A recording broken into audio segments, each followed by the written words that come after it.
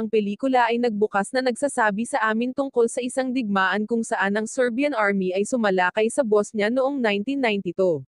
Mahigit 200,000 katao ang namatay sa isa sa mga pinakatrahedya na pangyayari, at noong 1995, ang mga puwersang militar ng Amerika kasama ang mga kaalyado ng NATO ay namagitan. Dahil sa kamatayan sa paligid nila, ang lahat ng mga puwersang Amerikano ay sumugod sa isang bilangguan kung saan sumuko ang mga tropang Serbian. Ang mga bilanggo ay pinalaya, at ang Serbian Military Unit ay isa-isang pinatay. Maya-maya ay oras na ng huling lalaki para patayin ngunit tumitig muna ang lalaki sa baril bago siya binaril. Sa kasalukuyan, sa Serbia, ang parehong lalaki na binaril noong nakalipas na mga taon, na si Emil Kovac, ay naglalakad sa mga lansangan hanggang sa makapasok siya sa isang bar.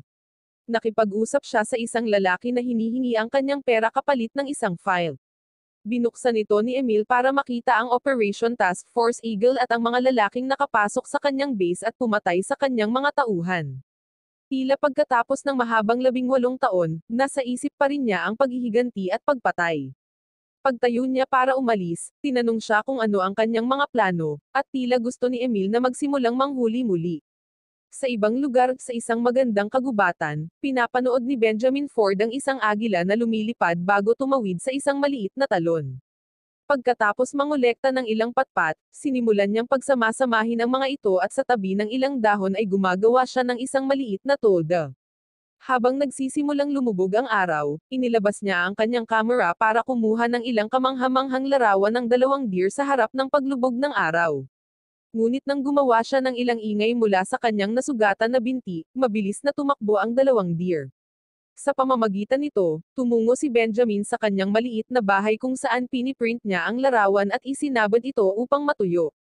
Nang gabing iyon, sa sandaling nakaluto na siya ng pagkain at handa ng kainin, maliwanag na si Benjamin ay namumuhay ng mag-isa sa kagubatan. Para maging abala siya, nagsasanay siya, nagsiputol ng panggatong, at ginagawa ang anumang gusto niya. Sa hindi inaasahan, nakatanggap siya ng tawag. Sinagot niya ito at kinausap ang anak niyang si Chris. Mukhang gusto ng anak niya na bumaba siya sa bundok dahil may birthday party sila para sa kanyang apo. Gayunpaman, tinanong ni Benjamin kung pupunta ang asawa ng kanyang dating asawa, at nang matuklasan na pupunta nga, gumawa si Benjamin ng dahilan upang hindi dumalo sa kaganapan, na labis na ikinadismaya ng kanyang anak. Napakalinaw na ito ay medyo nakakaabala din kay Benjamin, na naging dahilan sa pagkahulog ng kanyang gamot sa lababo at aksidenteng nabasag ang kanyang salamin. Pagkatapos ay sumakay siya sa kanyang kotse upang bumili ng karagdagang gamot para sa kanyang sarili. Ang lahat ay hindi okay dahil mayroong isang tao ang nakatingin sa kanyang sasakyan habang ito ay dumaan. Upang madagdagan ang mga problema ni Benjamin, ang kanyang makina ay nagsimulang masira, at ang kotse ay napilitang huminto. Habang tinitingnan niya, lumitaw si Emil mula sa kanyang likuran at nagtanong kung kailangan niya ng tulong. Nairita si Benjamin at sinabi sa kanya na hindi niya kailangan ang kanyang mga serbisyo. Gayunpaman, sa kalaunan ay nagbago ang kanyang isip at si Emil ay sinimulan niyang ayusin ang sasakyan. Sa loob ng ilang minuto, naka-on at gumagana na ang sasakyan. Pagkatapos ng maliit na pag-uusap sa isa't isa, isang bagyo ang patungo sa kanila, at pinasalamatan ni Benjamin si Emil sa pagtulong sa kanya bago umalis. Gayunpaman, habang lumalakas ang bagyo at naglalakad ng mag-isa si Emil, bumalik si Benjamin at nagtanong kung magiging okay ba siya sa ganitong panahon. Sinabi ni Emil na okay lang siya, at nalaman ni Benjamin na si Emil ay mula sa isang maliit na nayon sa Serbia at sinabihan siyang tumuloy na lang sa kanyang bahay. Pagdating nila, gustong malaman ni Benjamin kung bakit nililibot ni Emil ang buong Serbia. Tila gusto ni Emil na maghanap ng dinosaur para idagdag sa kanyang koleksyon, at pagkatapos maghintay ng 18 buwan para makakuha ng permit, pinayagan siyang manghuli. Ipinakita ni Benjamin ang kanyang pana, na medyo bagay. Gayunpaman, inilabas ni Emil ang kanyang sariling sandata, na parehong may pakinabang at disadvantages kumpara kay Benjamin. Pagkatapos ay nakuha ni Emil ang paksa ng digmaan at pinaniwalaan si Benjamin na siya ay nasa kanyang panig. Pagkatapos ay nagpatuloy siya sa pagsasabi sa kanya na ang fiberglass sa kanyang pana ay maaaring masira, at alam niya ito dahil siya ay nagtatrabaho noon sa isang pagawaan ng fiberglass bago ang digmaan. Matapos ipakita ni Benjamin ang ilan sa mga nakunan niyang larawan, inalok niya si Emil ng hapunan. Ang dalawa ay nakaupo sa upuan para kumain, at inaalala ang nakaraan. Sinabi ni Benjamin na ang digmaan ng Serbia ay walang iba kundi trahedya, at wala siyang pinalampas tungkol dito. Sa pagkamatay ng kanyang mga tauhan at sa pinsalang kinikimkim niya, hindi ito isang magandang karanasan. Sa paglipas ng gabi, nagbukas si Benjamin na nagsasabi na hindi pa niya nakita ang kanyang apo, at ang kanyang dating asawa ay kasal sa ibang lalaki sa loob ng 20 taon, at ang lalaking iyon ay ang best man sa kanyang sariling kasal. Pagkatapos ng ilan pang pag-uusap tungkol sa mga magagandang araw at kung ano-ano pa, tumayo si Emil upang pasalamatan si Benjamin para sa kanyang mabuting pakikitungo at sinabi sa kanya na magiging masaya siya kapag sumama siya sa pamamaril bukas. Nang sumunod na araw, tila nagpasya si Benjamin na kunin ang kanyang pana at samahan si Emil sa kanyang pangangaso. Pagkatapos bigyan siya ng radyo, naghiwalay ang dalawa at gumawa ng mga platform sa ibabaw ng ilang puno. Si Benjamin ay talagang nasa sabik at nagsasalita tungkol sa isang mahabang biro na narinig niya, ngunit siya ay nagambala ni Emil, na nagsabi sa kanya na kumuha ng shot. Naghanda si Benjamin na gawin iyon ngunit sa halip ay tinitigan lang niya ang deer at nagpa siya na huwag itong saktan at sinabihan si Emil na siya na lang ang bumaril. Pagkatapos ay lumikha si Emil ng isang malakas na ingay para tumakbo ang deer at sinabi niya kay Benjamin na nagbago na siya mula noong digmaan sa Serbia. Pagkatapos ay nagpaputok si Emil ng palaso, mabuti na lang hindi ito tumama kay Benjamin, ngunit nabali ang pana ni Benjamin dahil sa kanyang pagtalon. Napilitan si Benjamin na tumakas at magtago habang sinasabi sa kanya ni Emil na tutugisin niya ito na parang aso. Nagpaputok siya ng isang putok na naiwasan ni Benjamin at pagkatapos ay nagpaputok pa si Emil ng paulit-ulit ngunit lahat ay hindi tumama.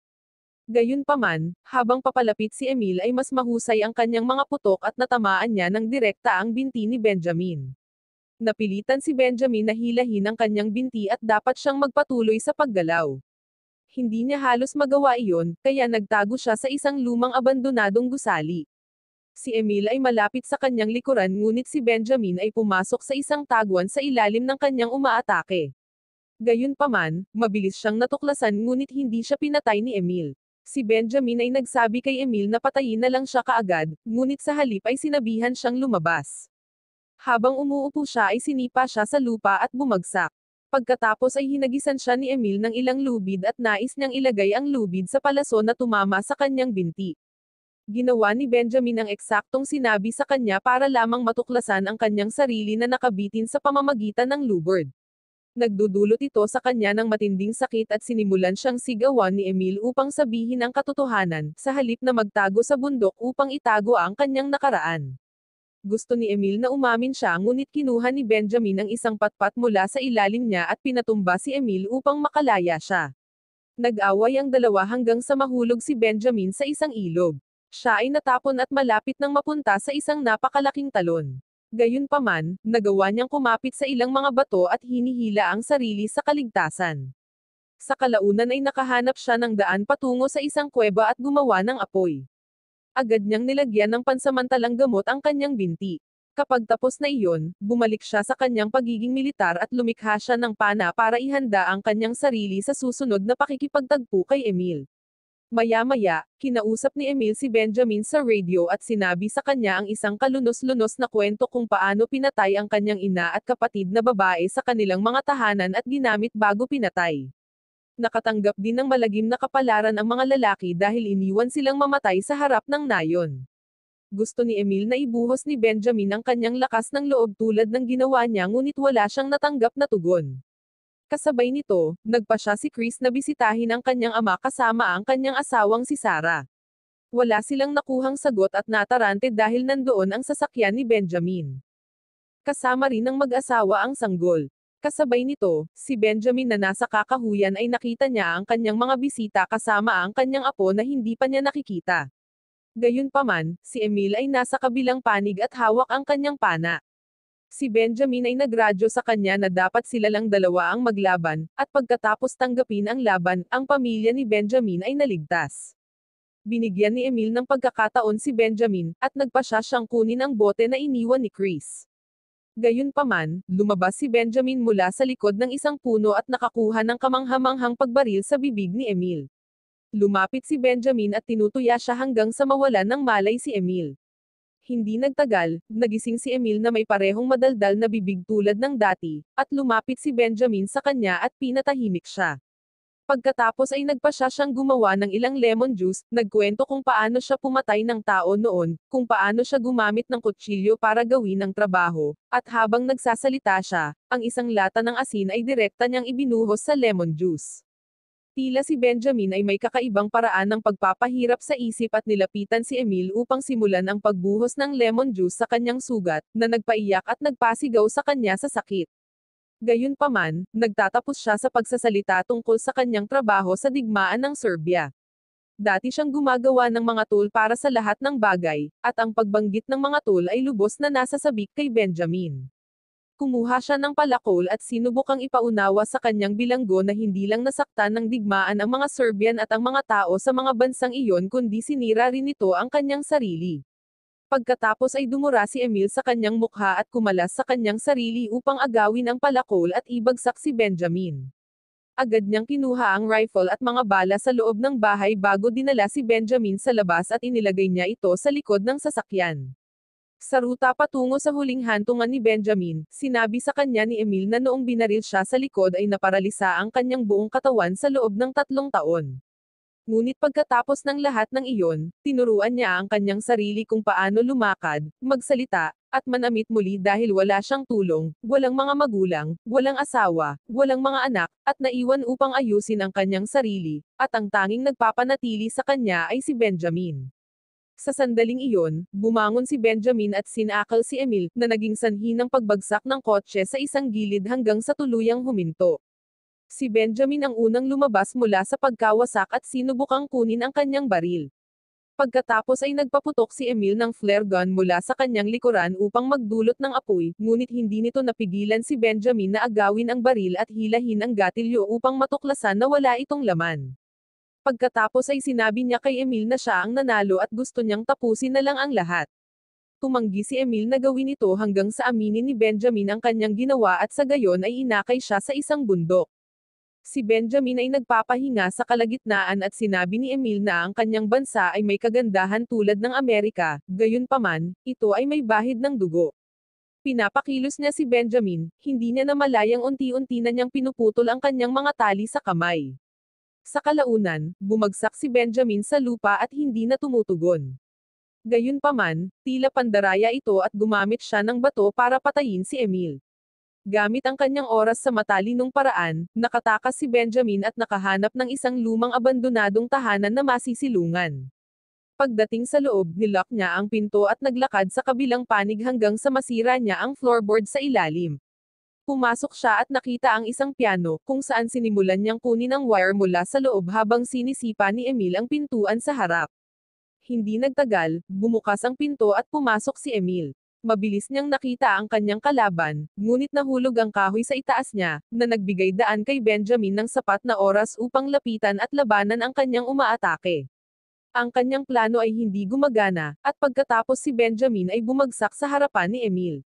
Muli niyang hiniling kay Benjamin na umamin, ngunit ang katahimikan ay nagsasalita ng mas malakas kaysa sa mga salita, at si Emil ay napuno na.